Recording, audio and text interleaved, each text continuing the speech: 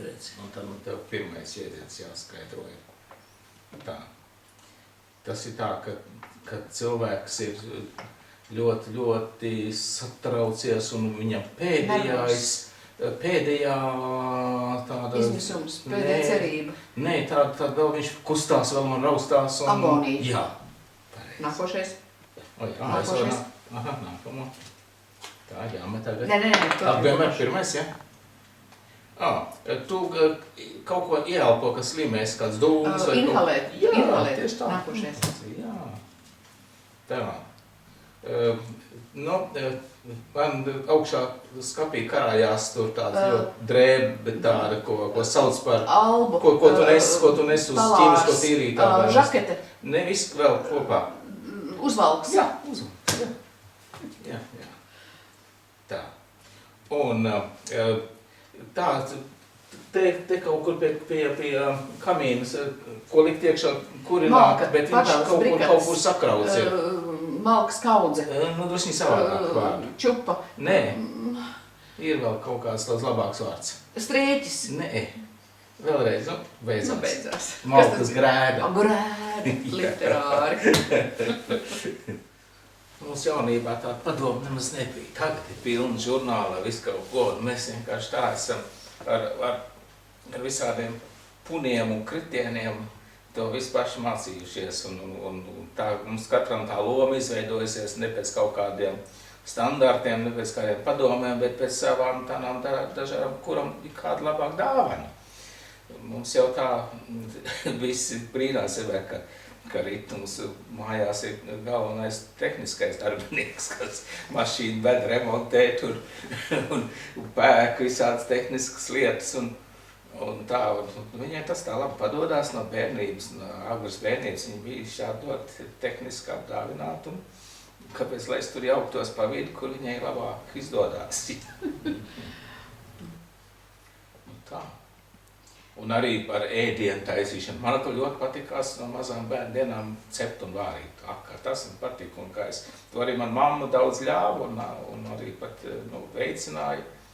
Un Ritai atkal nebija tā bērnībā daudz šo iespējas kaut ko tādu darīt. Un sākumā es biju arī tāds, varbūt mūsu ģimenē tas ēšanas gatavotājs. Un tā vismaz, ja kaut ko garšīgi gribēja, es pats taisīju.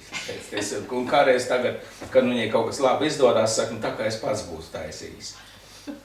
Piemēram, gaļu gatavot viņš man iemācīja, jo es gaļu, cik bieži vispār mūsu ģimenē bija bērnībā, cik es gaļu dabūju ļoti reti, pārsvarā mēs barojāmies ēdnīcā, jo mamma strādāja. Un tad es pēc skolas gāju ēdnīcā un vakarā mājās, tā kā naudiņas nebija, mamma jau parasti tikai kartupeļus cep, un tas bija mūsu pamatēdiens ģimenē no rīta sviestmaizītes, vakarā cepta kartupeļu.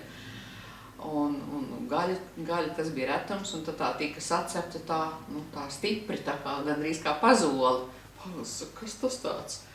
Gaļai jābūt sulīgai, viņu vajag cept tur tā īsi un ātri, lielā karstumā, un nevis tur grozīt bezgalīgi, kamēr viss ir iztecējis. Tā viņš man iemācīja gaļu, piemēram, cept.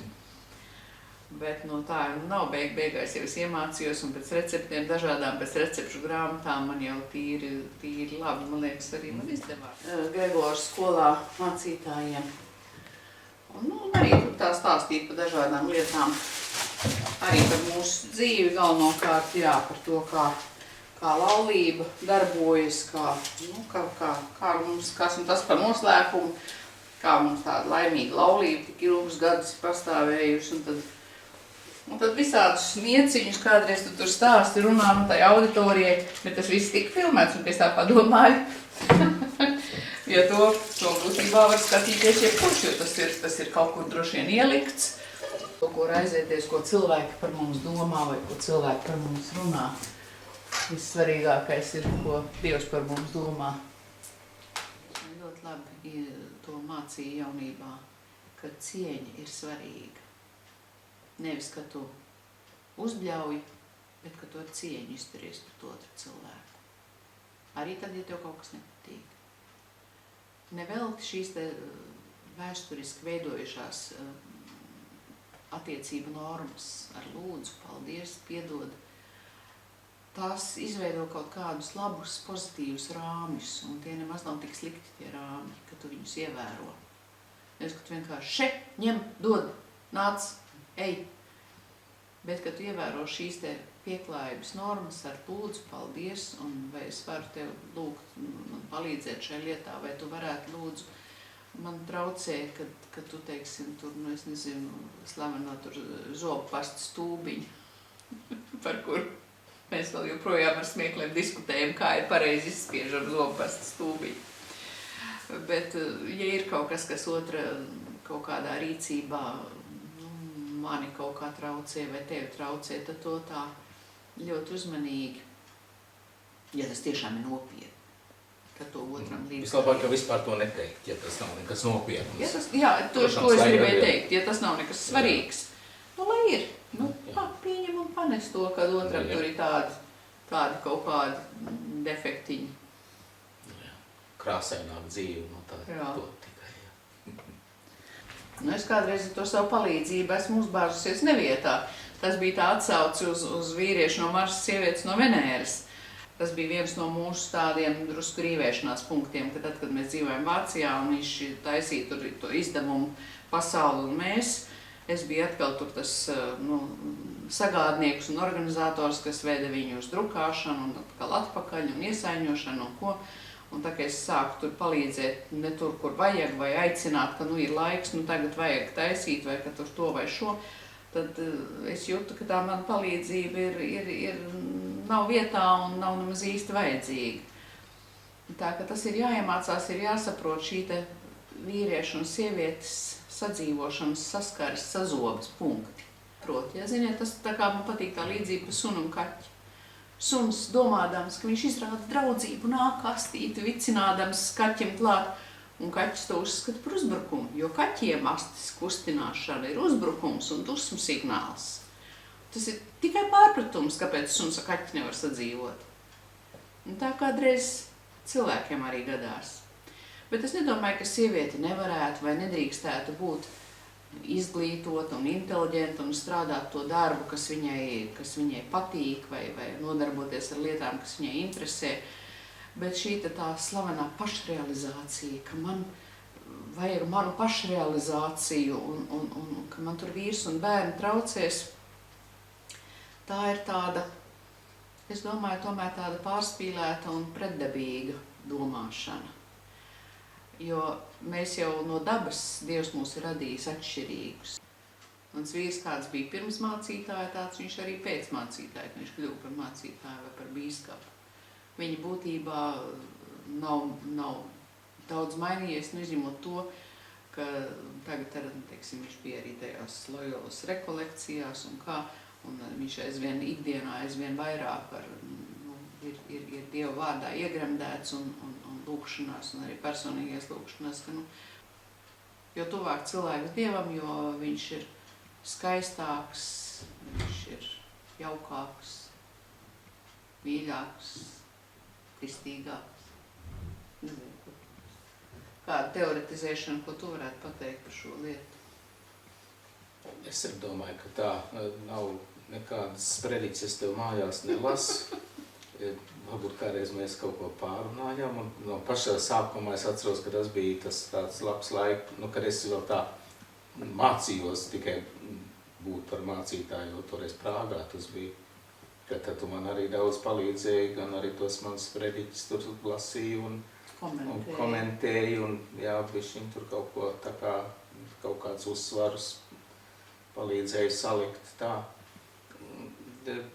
Tā es nedomāju, ka kaut kas tur tā būtiski mainījās.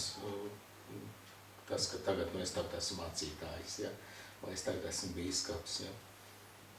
Nē, es tā pats neesmu pamanījis sevī kaut kādu radikālu maiņu. Un tā es domāju, to arī nē.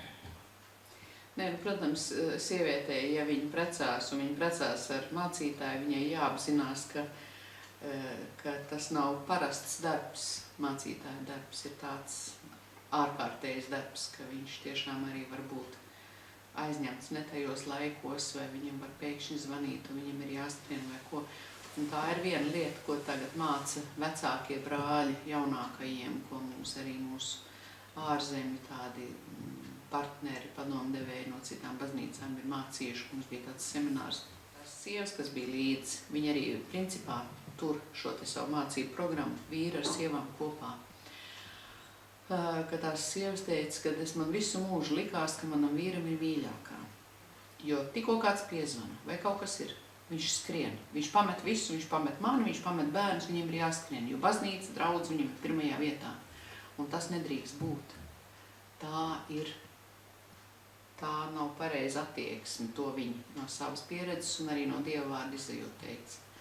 Kad arī mācītājiem, jebkuram cilvēkam pirmajā vietā kristietim ir, protams, Dievs, bet otrajā vietā ir jābūt ģimene. Un tikai pēc tam mani pienākumi kā mācītājiem, bīskapam, draudzē vai kaut kur, kad nedrīkst ģimene ciest no tā, kad es esmu mācītājs vai vienalga kāds garīgs darbinieks.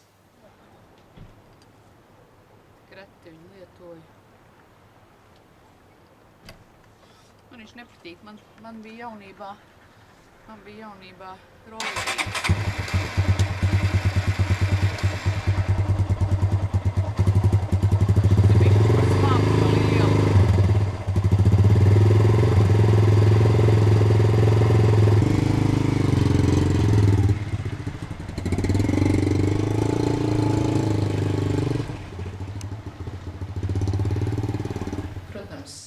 Braucot projām no Latvijas, es jau nezināju, ka es savus vecākus un ģimeni vairs nekad neredzēšu.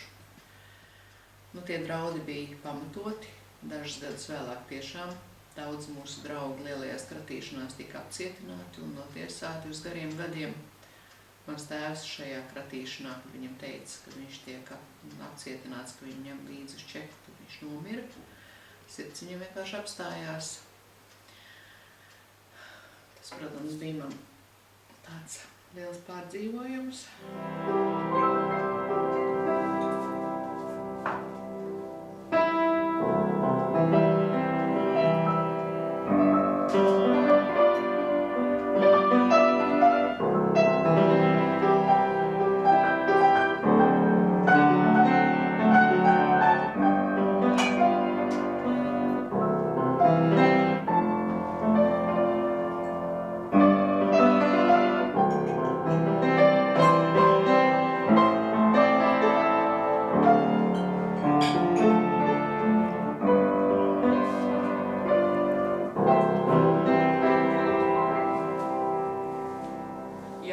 Ticīgs, tad tu būsi vesels un bagāts, kas ir meli, kas absolūti nesaskan ar Bībeli.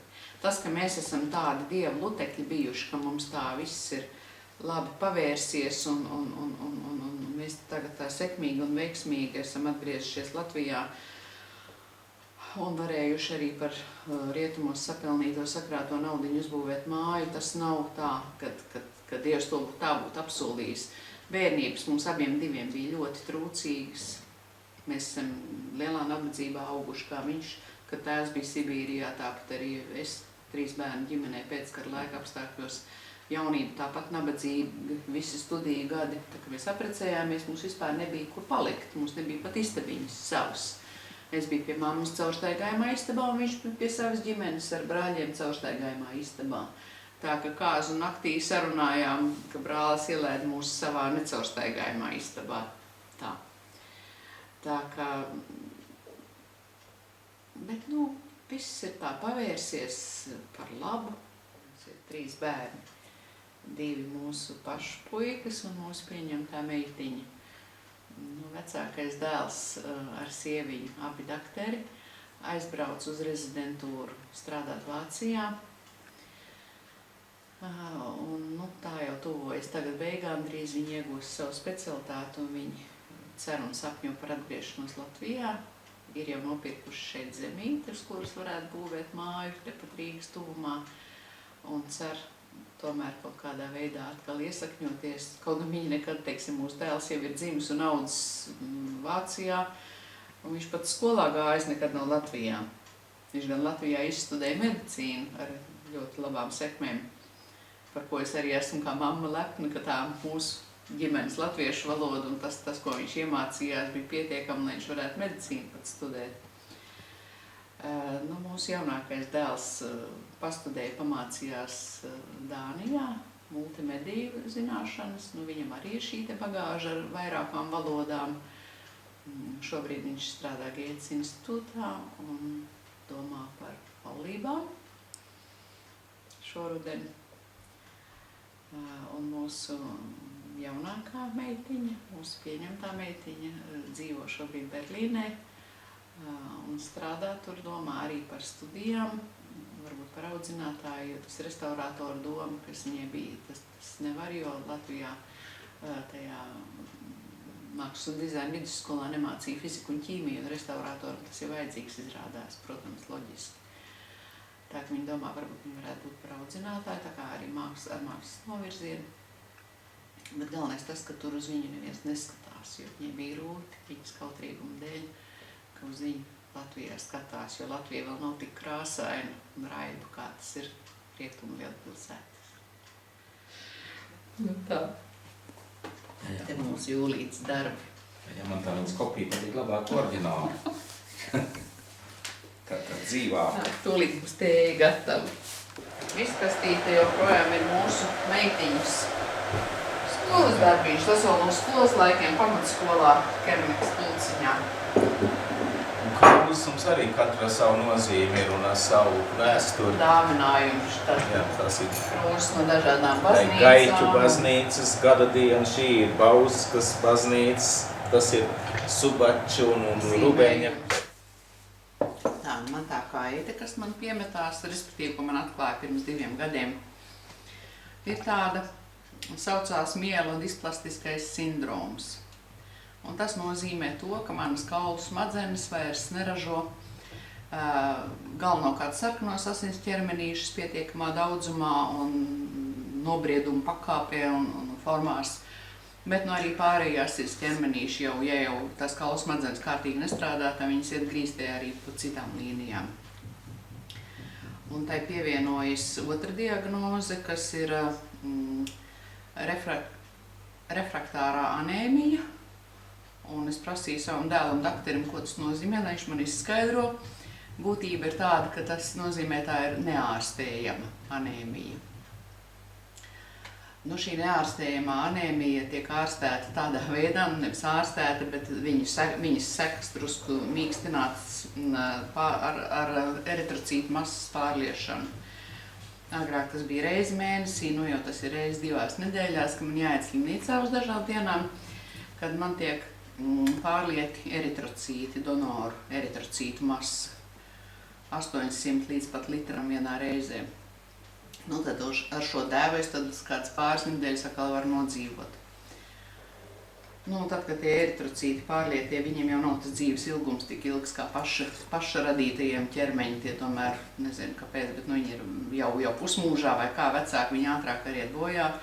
Tā kā atkal pēc 2 nedēļām man jādodas no jauna uztankoties. Mēs zinām no apustuļa Pāvila teiktā, kad tur pie Dieva ir daudz labāk, un ka viņš vēlētos tur jau būt, ka viņš paliek te šeit virs zemes tikai, jo viņš ir vajadzīgs, viņam vēl savu misiju jāpilda. Un tā es tā, kad cik ilgi Dievs man vēlēs palikt, tik ilgi palikšu. Un kad nē, tad es došos uz labākiem medību laukiem. Uz debesu tēviju. Man patīk mācītāja Māra Ludvika atbildi. Viņš nodzīvoja diezgan ilgus gadus emigrācijā savulaik. Viņš atgriezās Latvijā un strādā un dzīvoja tagad ilgus gadus Latvijā. Viņa vienā no intervijām toreiz jautāja, kur jūs jūtaties kā mājās? Kanādā vai Latvijā vai... Viņš saka, patiesībā es nekur nejūtos kā mājās. Un tas ir labi, ka es nejūtos nekur kā mājās, jo mūsu īstās mājas ir debesīs.